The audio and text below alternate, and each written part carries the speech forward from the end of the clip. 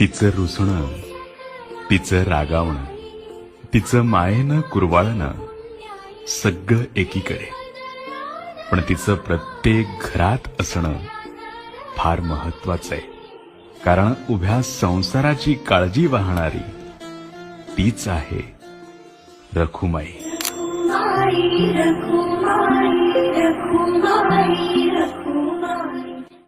तिचं रुसणं, तिचं रागावणं, तिचं मायेनं कुरवाळणं सगळं एकीकडे, पण तिचं प्रत्येक घरात असणं फार महत्वाचं आहे. कारण उभ्या संसाराची काळजी वाहणारी तीच आहे रखुमाई.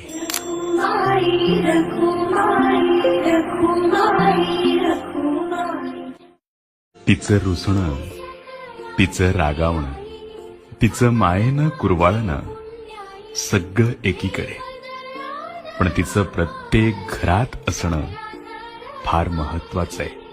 कारण उभ्या संसाराची काळजी वाहणारी तीच आहे रखुमाई.